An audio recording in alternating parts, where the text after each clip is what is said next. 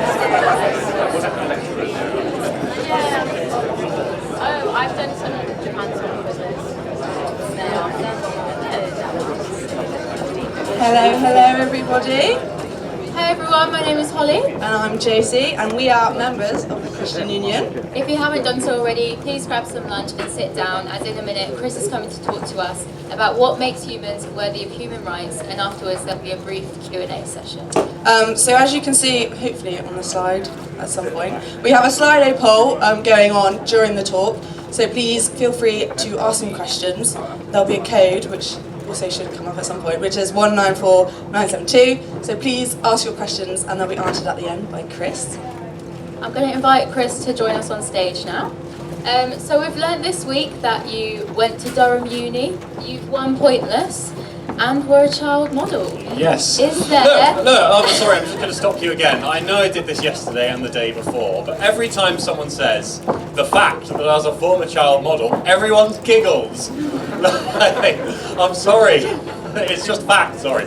Is there anything else at all that we should know about you? Is there anything else you should know about me? Okay, I've been saving my best for kind of the end of the week. I once was the curator of a One Direction Stan account on Twitter that had at its peak over 1.5 million followers. This gets better and better. Way. Over to you. Wonderful, right, from the ridiculous to the sublime. Hello there. Welcome to Wonder. This is a week of events hosted by Warwick Christian Union, exploring the questions, the big questions of life and faith and meaning. If you are returning, it is great to see you again. If you've joined us for the first time today, thank you so much for being here. Over the past few days, we've kind of been wondering about, various aspects of the Christian faith. We've been looking at science and faith, mental well-being, suffering. And today, we come to a topic that feels so very important: human rights. Because human rights so often feel at the cornerstone of how we should organise our societies. Human rights are so often what we use in arguments against great injustices. But what is it exactly that makes humans worthy of human rights? What is it about the species Homo sapiens that such privileges are afforded to it? Maybe it's something you've wondered about before, Maybe for you, human rights are so unique that you've pondered, what exactly are these things? Or maybe for you, human rights are so self-evidently obvious that asking a question like this is kind of silly. Wherever you're coming from today, it's great to have you with us. But the idea of human rights, it paints a picture of humanity that says human beings are valuable in and of themselves. That there are certain aspects of our existence that must be offered to us and not hindered, like education, freedom of thought, freedom from arbitrary detainment, privileges and conditions that we can expect by the mere virtue of being human, irrespective of our age, our gender, ethnicity, nationality, size, strength, socioeconomic status, educational attainment, and even moral performance. Innate, inviolable lines that can never be crossed by society, by state, or by our fellow human beings. What makes humans worthy of that? And on what basis should we believe that we have them?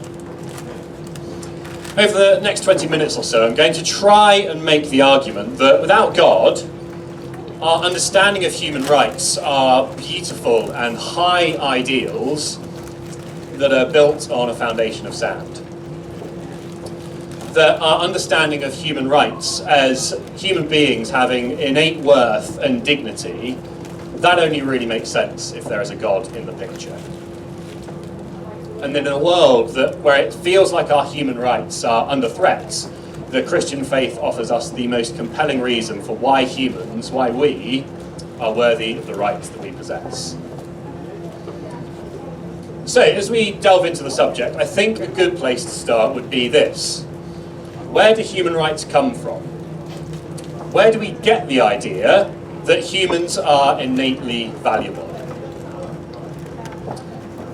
We'll go with that. a second. Anyway, in his best-selling book, Sapiens, the historian Yuval Noah Harari, he attempted a very ambitious project to give a history of all of humankind. Starting with 13.5 billion years ago at the beginning of the universe, up until the present day, Harari tries to paint the major developments of where humans came from, how they thought, how they lived, how they organised their societies, and he takes a whole look at a whole sweep of things ranging from agricultural practices to economics to religious ideas, political ideologies. He tries to encompass them all. And in doing so, Harari notes that one of the only things that separates the human species from the rest of the animal kingdom is our minds. It's our ability to conceive of and live with and use ideas that exist solely in our imagination. He argues that any large-scale human cooperation is only possible by a set of ideas that exist in the human imagination. And despite being held in our common imagination, none of these things exist. And I'll give you an example of what he uses. Harari talks about the car company Peugeot. I don't know if you've heard of it. Peugeot is a French car company that has made millions of cars, employs thousands of people, has factories, shares, and a recognisable logo. But none of these things are actually Peugeot. If the company went bust, the cars that bear its logo would still exist. The factories, the buildings themselves, they would still exist, but Peugeot would be no more. But also, if you destroyed all of the cars bearing the Peugeot badge, if you knocked down all the factories, you erased the logo, the company Peugeot could still, in theory, exist. The idea of Peugeot isn't tied to anything physical, it's just this idea that we use in our imagination, so Harari says. But the interesting thing that he goes on about is not just Peugeot. He didn't write a book about the history of humankind and only focus on the car company Peugeot. Harari takes aim at more fundamental concepts such as money, the nation state, or even gods. And he says that these too exist only in our collective imagination. And the things that only exist in our collective imagination, Harari calls myths. And he means that they are stories that we tell ourselves that help us understand the world. But ultimately, these stories have no basis in reality. And interestingly, Harari concludes that human rights are just another myth that we tell ourselves. They are just another story that have no basis in reality. He says this, that there are no gods in the universe, no nations, no money, no human rights, no laws, and no justice outside the common imagination of human beings. For Harari, a universal ideal, like human rights, only exists in the minds of Homo sapiens. It's a myth that we invent and we tell one another. As he goes on to say later in his book, these principles have no objective validity. Looking at the whole sweep of human history, the history of a life form that evolved through time and matter and chance and survival through having a higher cognitive function, on that purely naturalist account of the universe, such as the one that Harari expounds in his book, it has no solid basis for human rights. They're a myth that we tell ourselves because it's convenient for us to do so. What makes humans worthy of human rights? Well, if this life is all there is, if this universe is all there is, then humans aren't worthy of human rights because human rights aren't real. Human rights aren't innate. We're no different from any other creature on this planet, and there's nothing actually valuable about human beings. They're just a convenient fiction, a myth we tell ourselves in order to construct our societies. I wonder if that makes sense of your understanding of human rights. However, okay, you may well say, okay, just because human rights aren't innate, it doesn't mean that we have to do away with them entirely.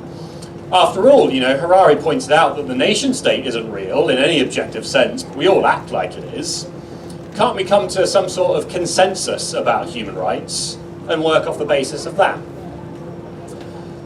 Well, the great philosopher John Rawls, he attempted to do something very similar in his fantastic piece of political philosophy, A Theory of Justice. And in his work, Rawls wonders if we should organise our society or treat each other differently. He wonders if we were organising that society behind what he calls the veil of ignorance, whether we'd do it differently. And what he means by this is, imagine that you are creating a society. You are creating the economic relationships between people and people groups.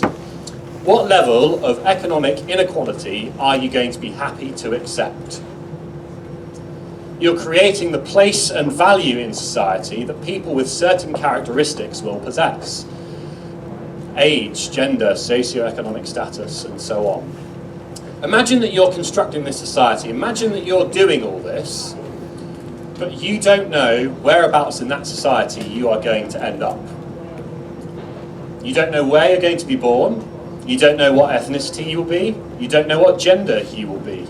You're constructing this society behind what he calls the veil of ignorance.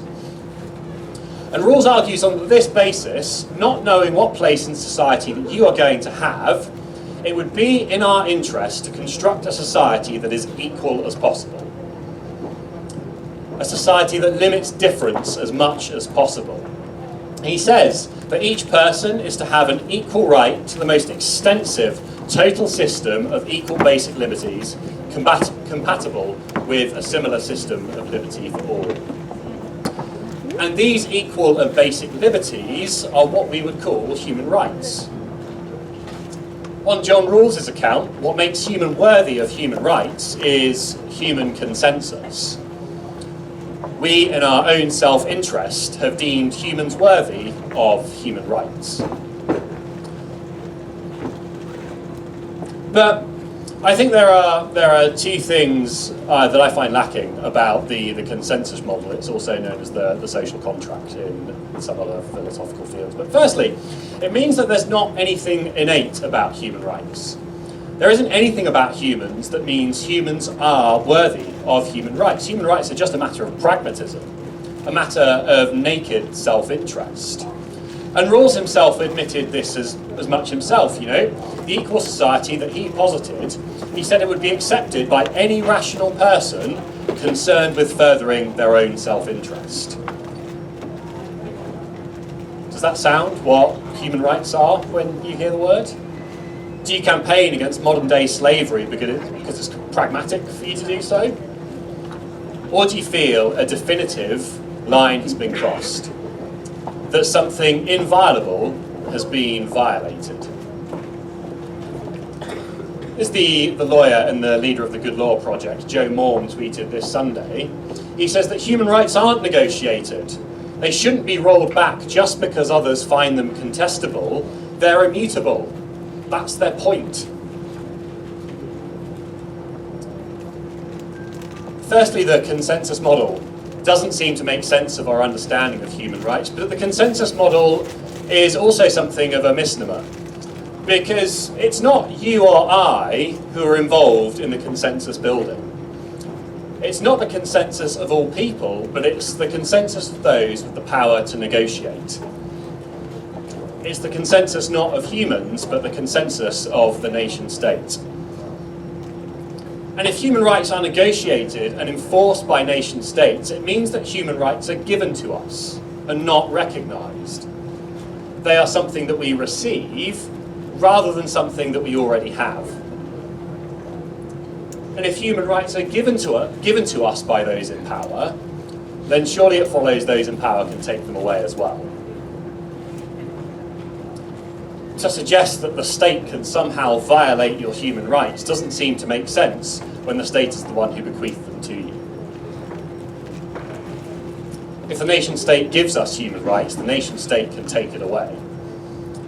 And if the nation state can legitimately remove your rights from you, then human rights aren't really worth all that much.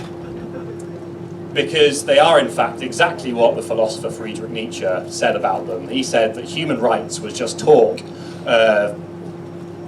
used by the weak to try and constrain the powerful. I don't know about you, but that doesn't seem to chime with what it feels like human rights are either.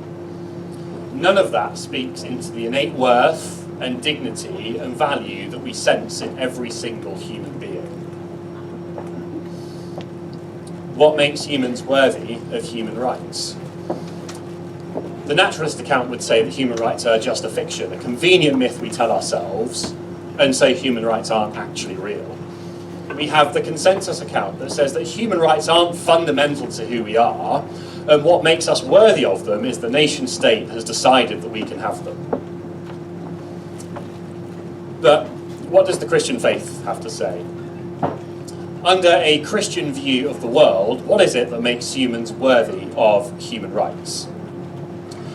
On your table you have got this little book here. It's called Uncover Mark, and it's written by a guy called Mark, funnily enough, and it's a first century biography of Jesus' life, written from the testimony of those who knew him best. And if you'll allow me, I'd just like to read a small section from here. If you want to follow along, I'm going to be reading from page number 56, underneath the heading, Blind Bartimaeus Receives His Sight.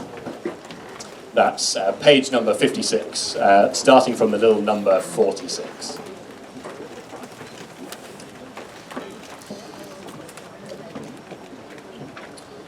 It says, "And then they came to Jericho. As Jesus and his disciples, together with a large crowd, were leaving the city, a blind man, Bartimaeus, which means son of Timaeus, was sitting by the roadside begging. When he heard it was Jesus of Nazareth, he began to shout, 'Jesus, son of David, have mercy on me.' But many rebuked him and told him to be quiet. But he shouted all the more, 'Son of David, have mercy on me.' So they called to the blind man, 'Cheer up, on your feet, he's calling you.' And throwing his cloak aside, he jumped to his feet and came to Jesus. 'What do you want me to do for you?' Jesus asked him. The blind man said, 'Rabbi, I want to see.' 'Go,' said Jesus, 'your faith has healed you.' Immediately he received his sight and followed Jesus along the road." Now what I'd like to say is that what we see in this interaction with Jesus and Bartimaeus, it points to something that the Christian faith has to say about human rights. Because Bartimaeus is a blind beggar on the road just outside the city of Jericho. In terms of social hierarchy, Bartimaeus would have been at the lowest rung, the bottom of the barrel, the dregs of society. And you can see something of this when he calls out to Jesus. It says, when he heard it was Jesus of Nazareth, he began to shout, "Jesus, son of David, have mercy on me." But many rebuked him and told him to be quiet. So low on the social ladder is this blind beggar that people don't want him to speak to Jesus. Jesus is the Messiah. He's God's anointed one. He can't be seen to associate with beggars. Blind beggars should be of no worth to someone like Jesus. But Jesus doesn't send him away. Jesus calls him over and he has a conversation with him and restores his sight. And if you read through the Gospels, the biographical accounts of Jesus' life, you'll see him doing stuff like this all the time. Those that society has marginalised, those that society has looked down upon, at the time at least, women, beggars, slaves, collaborators with the occupying regime, far from shunning them and sending them away, Jesus welcomes them and treats them with value and dignity and respect. Jesus treats them like they're worth something, like they have a value that goes far deeper than what they can or they can't contribute, what they do or what they don't look like. Jesus isn't giving something to these people, he's recognising something already inside them. The Christian claim is that the God of the universe created human beings in his own image. That every human being, regardless of age, sex, ethnicity, nationality, size, shape, strength, intelligence, all stamped with an imprint of the divine. That we all reflect something of the mind and the beauty and the love of God, and that we all bear the image of God. The great civil rights reformer Martin Luther King Jr., he used this exact idea as one of the main arguments against American racial segregation. King said this, that the whole concept of the image of God is the idea that all people have something within them that God injected. And this gives them a uniqueness, it gives them a worth, it gives them a dignity. And we must never forget this as a nation. There are no gradations in the image of God. Every person from treble white to a bass black is significant on God's keyboard, precisely because everyone is made in the image of God. Do you see what King's saying? He's not saying that we have rights because it's a convenient story we tell ourselves. He's not saying that we have rights because, we're fighting for our rights out of consensus. He's not appealing to the powerful to change what the consensus is. No. He's appealing to something far more fundamental about human beings. He says that they are made in the image of God, that they have a spark of divinity within them, that they have worth and value and dignity that no person, company or nation state can take away or trample over. When we talk of human rights, is that not what we really mean? When we talk of human rights, are we not trying to say that there is something innate that we're recognising rather than something we're negotiating with the consensus makers? See, I would say that what makes humans worthy of human rights is the fact that they're not a fiction, that they're not a negotiation, but they're worthy of it by virtue of being human. Worthy of it by virtue of being created by a loving God who values all these humans equally.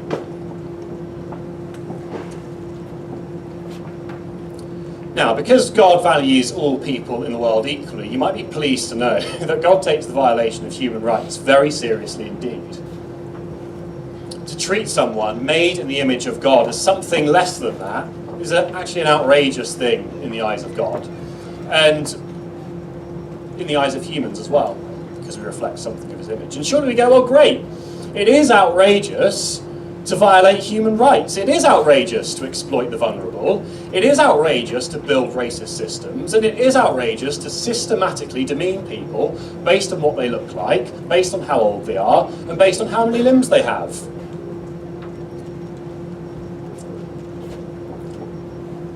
The problem is, however, that we think that human rights violations is something that companies and countries and nation states and something that other people do. And I suppose the challenging thing I have to say this afternoon is the truth is I think we're actually more involved than we would care to admit. We make TikToks outlining our outrage and disgust at systematic oppression from our smartphones containing metals mined by slaves. We complain about the exploitation of human beings without knowing 100% whether the clothes on our back have passed through the hands of a 5-year-old. We can sniff out the shortcomings of others, but when it comes to ourselves, we're kind of so used to the stench of our own hypocrisy that we don't even recognise it. And though we bear the image of God, it's somehow tainted. We don't somehow live up to that high standard. We don't treat others as God would expect us to. But the good news of the Christian message isn't just that we have a solid basis for thinking humans are worthy of human rights, which we do. But the message of the Christian faith is that we can have a restored relationship with the God who made us worthy of those rights. The stain on the image of God we bear through our own inaction, our own shortcomings, can ultimately be done away with. That through his death on the cross, Jesus took the stain upon himself that we might have a clean slate, like a parent rubbing a mark off of your head only for them to find it on their own thumb. Restored and transformed to be the image of God, the bearer of rights that we were created to be. You see, human rights aren't a fiction. They're not negotiated. They're real, they're innate, and we're worthy of them because we were made that way. And more than just a philosophical underpinning for human rights, actually what the Christian faith offers is a relationship with the God who made us. It's a relationship with the God who breathed life into us and stamped us with his image. And for me at least, and for many Christians across the world, we find this the most robust defence possible of human rights. They're not a fiction, they're not convenient, they're not consensus, they're real because we were made that way.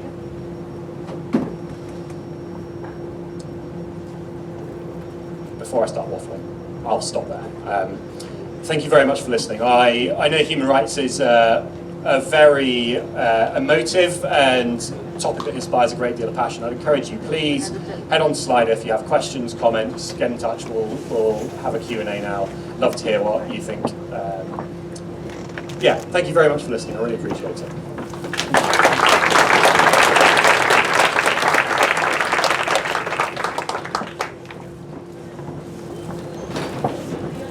Okay, so we have some questions up on Slido.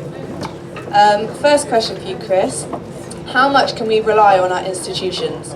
Is it conceivable that they have developed through cultural evolution from the convenient myth that you spoke about? Oh, intuition, sorry. Sorry, can you say that again, Yeah, slash sorry. get it on the screen so I can see it? Yeah, let me find it. Yep. Oh, where's it gone? Yep. Oh, there you go, there you go. How much can we rely on our intuitions? Is it conceivable that they have developed through cultural evolution from the convenient myth that you spoke about? Yeah, really good question. So, how much can we rely on our intuitions? You know, we sense that human rights are innate. Isn't this just an example of, you know, we've evolved and it's become kind of this convenient myth that we tell ourselves? And I suppose in some sense, you can say no, we can't rely on our intuitions. And that human rights are a convenient myth that arise from evolution and culture. But the problem that we have with that is that when we talk of human rights violations, it means we're not saying anything meaningful about the world. All you're saying is, well, that goes against this story that we've been told since we're children. But if we know that the story is not actually true and there's no basis in reality, when we say, oh, this goes against the story we've been told, it's not actually a meaningful statement. And that when we see human rights violations, it's not just because it's going against some, you know, myth that we've told ourselves. It seems to cut against the very core of what it means to be a human being. And I suppose you can ask the questions, well, can we can we trust that sense that something so inviolable has happened that really speaks to really who we are as people? And I suppose the challenging thing I want to say is, so if you can't trust that when you see it, what can you trust? If you see the rich mercilessly exploiting the poor, and everything within you screams, that is wrong and it shouldn't be like this, if you can't trust that most fundamental instinct, what else about you can you trust? And for me, that's why it's not just the Christian story that makes a better sense of human rights, it makes a far better sense of who we are as human beings as well. What of those who violate human rights in the name of God? Surely they believe in God at least as much as any other religion person does. Yeah, fantastic question. What of those who violate human rights in the name of God? Surely they believe in God as much as any other religious person does.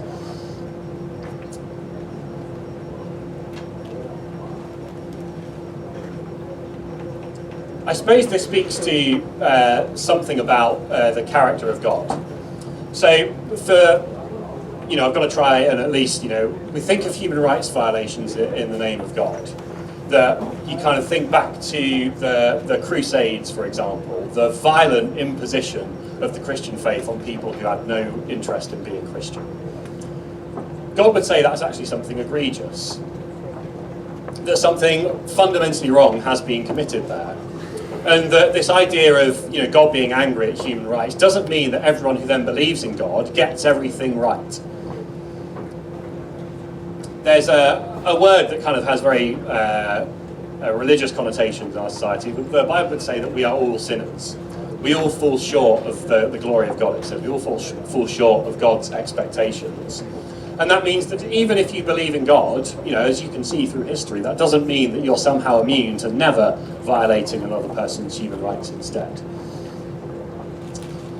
And so I'd say, what of those who violate human rights in the name of God? Those people are equally in need of the mercy of Jesus as those who don't know him. Being religious, being a Christian doesn't somehow put you into this higher category where you now sense everything far better than everyone else. you're still equally called to account by the God of the universe. Cool. Okay, next question. What are the rights Christians believe we have? For example, is right to religion and sexuality included? That's a fantastic question. What are the rights that Christians believe we have? For example, is right to religion and sexuality included? I will start by saying I am a Christian of billions in the world. And the next words that come out of my mouth, I can't speak with confidence and say every single Christian who has ever lived in the world or in past will agree with everything I'm about to say. But this is a very interesting topic, and it's kind of where I think our language, or how we use the language of rights in our society, doesn't always help us when we try and negotiate ethics. Let me give you a concrete example. In UK law, there is nothing on the statute books that says it is illegal for you to have an affair. In some sense, based on our legal rights, you do have the right to have an affair. But the question we would then ask is, even if you have the right to do so, should you do it? And I suppose when it comes to questions are what rights Christians believe we have, for example, is right to religion and sexuality, I'd say that, yes, you do have those rights. But the question is then, what do you do with them? And please don't hear me, I'm not trying to make a moral equivalence between different religions, sexuality, and having an affair. That's not the point I'm trying to make. The point I'm trying to make is just because you have the right, the fundamental legal right, the question is what do you do with that? And I think those are two slightly different questions. If that wasn't a very satisfying answer, please come and find me afterwards. I'd love to kind of chat in depth. Another interesting question is, what about animal rights? Aren't animals also a creation and image of God? Yeah, really good question. What about animal rights? Don't animals have rights as well? And I suppose if I was being facetious, I'd say no, and none of us think that either. Because, who amongst us has ever seriously considered, maybe I shouldn't squash this mosquito? No, we don't. Because all of a sudden the question becomes, where do we start drawing the circles? When we talk about having rights, what do we mean by a thing having rights? And where do you draw the boundary between them?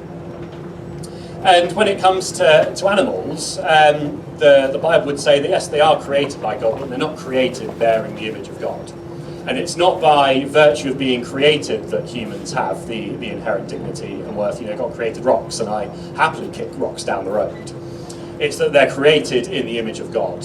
And, as people who are made in the image of God, that means we should treat animals with dignity. It doesn't mean we should torture them, for fun.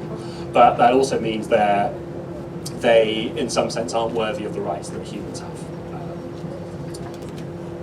If that's, again, all animals aren't worthy of rights, yeah, squash mosquitoes, see how you feel. Okay, time for a couple more. Someone has said, I study politics. I know Christianity was used as an excuse to colonize and civilize savages, thus infringing on their rights. What is done to fix this? Yeah, this is a really good question. Christianity was used as an excuse to colonize and, quote unquote, civilize savages, thus infringing on their rights. What is done to fix this? So I actually think that Christianity gives you the best basis for saying that enforcing Christianity on other people is wrong. Because if you take Christianity out of the picture and, you're left with the naturalist account of the world, human rights are a convenient fiction, then all of a sudden to try and say that human rights are universalizable does the very same thing that the critique is trying to say. Because human rights evolved, take God out of the picture, in a very specific cultural context. And they are the legacy of kind of the Christian West. And that human rights are now a culturally contingent idea. If you kind of look back to Greco-Roman society, they had absolutely no problem torturing slaves. The idea that the powerful should care for the weak is an innately Christian one. And even like the person I quoted at the start, Yuval Noah Harari, he would say the exact same thing. He would say that the belief in the free and the sacred nature of each individual is a direct legacy of the Christian tradition. And he says that without the recourse to a creator God, it is embarrassingly difficult to explain why sapiens are worth anything. So what you're left with, actually, is then saying, well, there isn't a God, and human rights are this culturally contingent thing in the West. If you try and universalize it, that is now a charge of imperialism. Because it's this culturally contingent idea in the West that hasn't emerged in any other society. And you're now trying to say, yes, but this is the truth for everyone. And the Christian faith actually gives you the best reason to say why this critique is valid. You know, impinging on someone's rights is a violation. Isn't because they're a convenient fiction, it's because they're innate. And even though, you know, great evil things have been done in the name of the Christian faith, that I suppose what I'm trying to say, just because great evil has been done in the name of something, it doesn't mean that that thing, A, isn't true, or B, wouldn't have anything to say about the evil done in its name. Okay, we only have time for one more question, so if yours isn't answered, please come and speak to Chris at the end. If human rights were innate, why are there people with disagreements on which sets of people deserve those rights? Would all people not inherently agree on them? Yeah, really good question. If human rights were innate, why are there people with disagreements on which set of people deserve those rights? Would all people not inherently agree on them? I suppose this then comes back to the idea I was kind of talking about, that we're somehow, for want of a better word, we're somehow tainted. Though we bear the image of God and we are all innately worthy, we struggle to recognise that in other people. And that's not anything wrong with the idea of being in the image of God. It's us being morally flawed human beings. And that the reason that people argue about who does or doesn't deserve rights isn't because the concept of rights in the image of God is shaky, it's because we're shaky.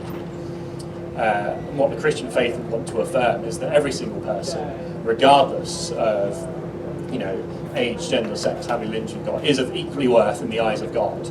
And, you know, who humans estimate as valuable or not so valuable bears nothing on their relationship to the Creator. And so people negotiating it says more about human beings than it does about human rights.